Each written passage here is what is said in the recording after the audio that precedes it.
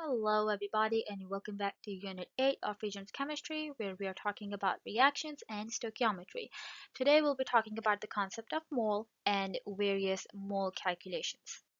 You guys will be looking at the relationship between mole or the number of moles in anything, the molar mass, the volume, and the number of molecules and how we can use those relationships to perform different calculations. Now, mole basically is just a standard international unit to measure the amount of substance in anything. And it is equal to the molar mass of whatever substance we are looking at. So molar mass, the same thing that we were talking about in the previous topic, 8.3. So if you don't recall that, please take a moment to watch that video again and review the concept of molar mass and how to determine the molar mass of a compound. So whenever, let's say we are given a chemical equation or we are looking at a reaction, the number of moles of any particular substance, whether that's an element or a compound or a molecule, whatever we have, the number of moles of that thing is equal to the coefficient. So remember, the coefficient is the number that comes before the formula. So if let's say I have 2Fe, which means I have 2 moles or 2 atoms of iron. Okay, if I have 5H2O, that means I have 5 moles of water. So the number of moles is represented by the coefficient. Now 1 mole is also equal to 6.02 times 10 to the power of 23 atoms or molecules. And this is a very important number. It's called the Avogadros number, which is basically just the number of particles or the number of molecules, atoms, whatever we want to call it, in 1 mole of any substance, whatever substance we are looking at. So as we increase the number of moles of that substance, the number of particles also increase. So if 1 mole is equal to 6.02 times 10 to the power of 23 particles, 2 moles is going to be double that amount. So you'll do 6.02 times 10 to the power of 23. That gives us 12.04. If you guys notice, in there it says 1.204. That's because we have moved the decimal 1 times to the left, and that's why the exponent or the power of 10 has increased by 1. So now it's 10 to the power of 24. Now if I now have 3 moles, then we take the same number, 6.02 times 10 to the power of 23, and this time we multiply that with a 3. So that gives us 18.06, and then we move the decimal 1 time to the left, and the exponent increases by 1. So now the power of 10 is 24.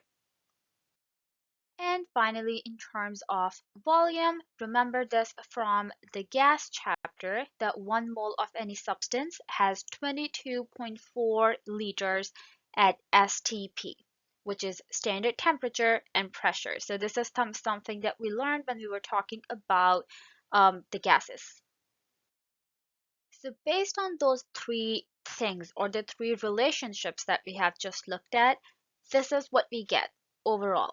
1 mole of any substance is equal to the molar mass of that thing. It's equal to 6.02 times 10 to the power of 23 molecules, and it's equal to 22.4 liters. Now this relationship right here, this one line that you guys see on my slide right now, this is the most important thing to remember to master this unit. You can just not ignore this in any case. So make sure that you guys memorize this thing. 1 mole is equal to the molar mass of a substance. It's equal to 6.02 times 10 to the power of 23 molecules, and it's equal to 22.4 liters. So based on this relationship, when you memorize this, we can use dimensional analysis. We can look at what we already know, which is this relationship, and we can look at the numbers or the values that will be given to us, and that's how we can solve for a whole bunch of things. So let's look at some examples. So here we have the first type of question that you can get. How many grams in 4.5 moles of carbon dioxide? You start with what you know, which is this relationship right here that we just looked at. Now, out of this relationship, we don't need all 4 of those things because the question is only talking about the number of moles and the grams, which is the mass. So we only need the mole and the molar mass.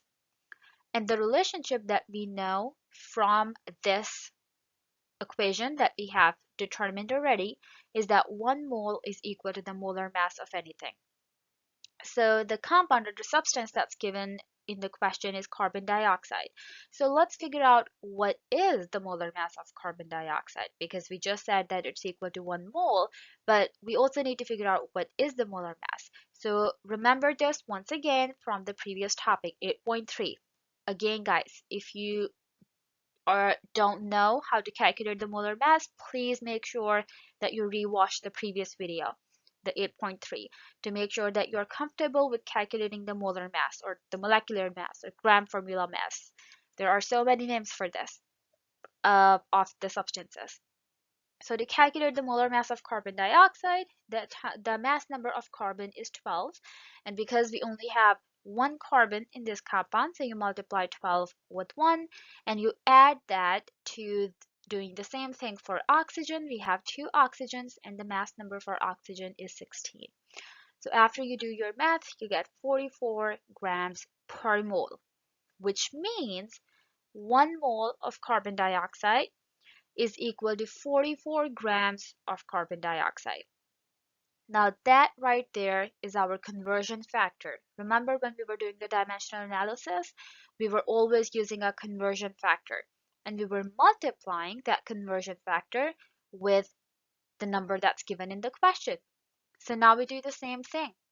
We have the conversion factor already. We set up the dimensional analysis by multiplying the given number, which is 4.5 moles of carbon dioxide in the question. Multiply that with a conversion factor. Remember, the thing that we are trying to get rid of goes at the bottom, so it can cancel out. And the thing that we want in our answer has to be on the top. So we want our answer to be in grams right now. That means we'll put 44 grams of carbon dioxide on top and 1 mole of carbon dioxide at the bottom.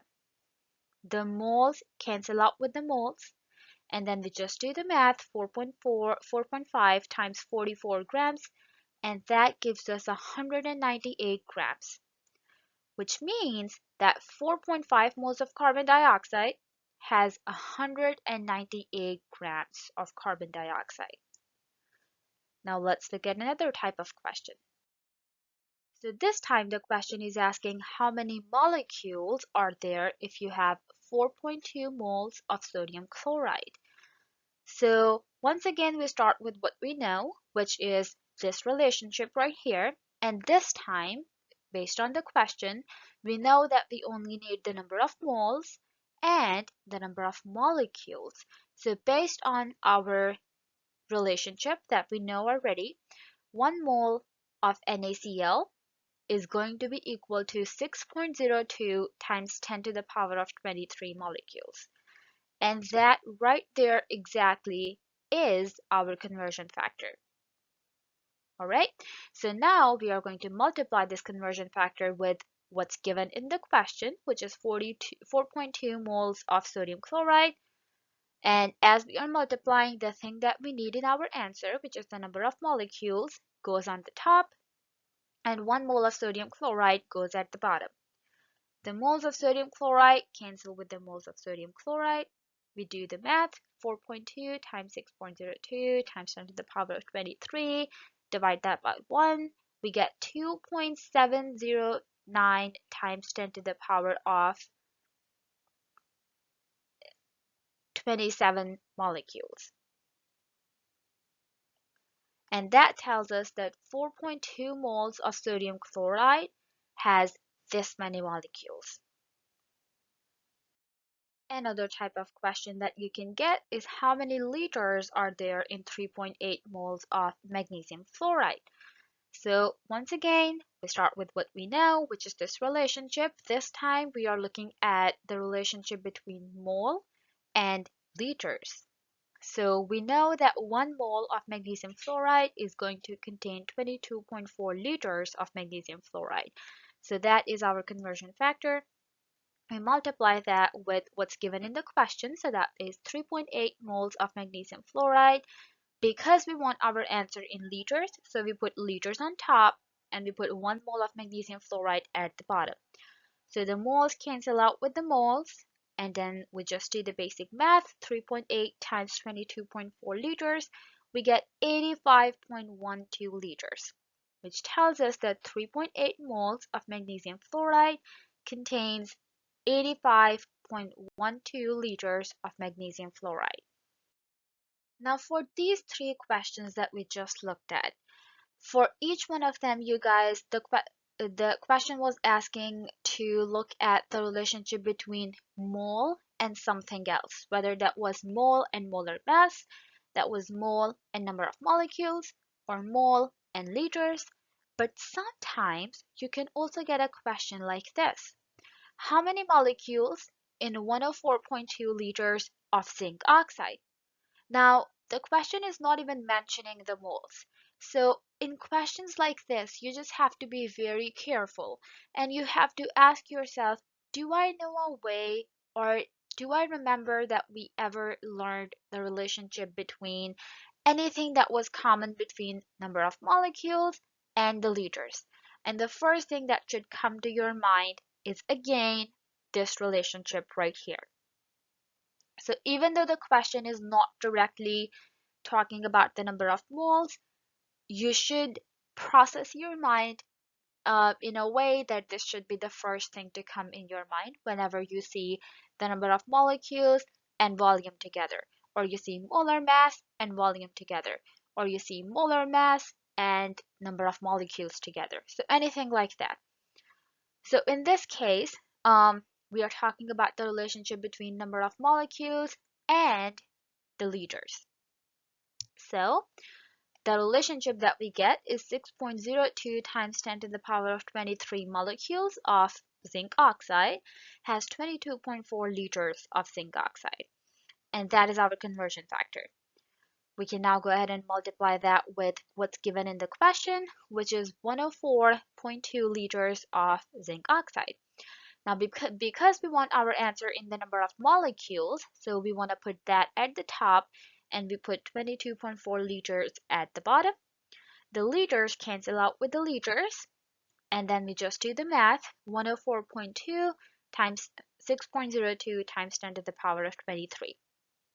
Get your answer, divide that by 22.4, and we get 2.8 times 10 to the power of 24 molecules, which means that 104.2 liters of zinc oxide has 2.8 times 10 to the power of 24 molecules. Now, remember the very first question that we looked at where you used the relationship between mole and molar mass? You can certainly, whenever you get a question like that, you can use that relationship, and if you can set up your dimensional analysis perfectly, that should be your way to go. However, there's another method or another way to go from mole to mass, like if you're given the number of moles and you have to find the mass, or if you're given the mass and you have to find the number of moles, there's another way to do that. And this formula is actually given in table T in your reference table packet. This is what it looks like. It's called the mole calculation. So basically, the formula is if you want to calculate the number of moles of something, you take the given mass, whatever mass is given in the question, and you divide that by the gram formula mass or the molar mass of that substance. So for example, here we have a question. If you have 54 grams of lithium fluoride, how many moles do you have? Now, certainly, as I said, you guys can go ahead and use the relationship that we just looked at previously. However, because this is your practice, so we do want to practice both ways, just in case whatever sticks in your mind, you can use that. So if we have to use this formula, we know we need the given mass, which in this case is 54 grams, and we need the gram formula mass or the molar mass for lithium fluoride. So you guys know how to find out the molar mass or gram formula mass. You look up lithium in reference table packet, look at the mass number for lithium, which is 17, because we only have one lithium atom here, so 17 times 1 plus fluorine has a mass number of 19 times 1. Do your math, that gives us 26 grams per mole as the gram formula mass for lithium fluoride. Now we can just go ahead and plug in the numbers in the formula. So number of moles is equal to 54 grams at the top divided by 26 grams per mole at the bottom. The grams cancel out with the grams. And remember, the denominator of the denominator is actually the numerator. That means after we do the math, 54 divided by 26, we get 2.077 and the unit is moles. So that's another way to calculate, to go from mass to moles or from moles to mass. So let's look at another type of question where you will be given the number of moles and you'll have to find the mass. All right, so in this case, if you have 2.3 moles of copper chloride, how many grams do you have? So when we look at the equation, we have to figure out how can we rearrange that equation to find the number of grams.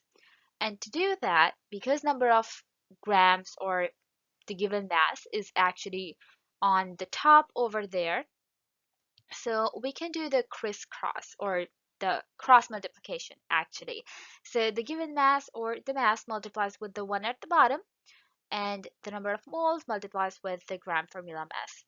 So the equation that we get to figure out the mass or number of grams of anything is number of moles times the gram formula mass.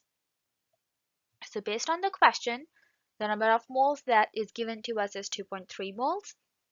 And we can figure out the gram formula mass for copper chloride using the same method. Once again, please review this if you still don't know how to find the molar mass. And that turns out to be 134.5 grams per mole. Now we just go ahead and plug everything in the equation. So mass will be equal to 2.3 moles times 134.5 grams per mole. The moles and the moles cancel out. We do the math. And our final answer is in grams, which is 309.35 grams, which means that 2.3 moles of copper chloride is equal to 309.35 grams of copper chloride. Alrighty, that's it for now, guys. Take care. I'll see you in the next one.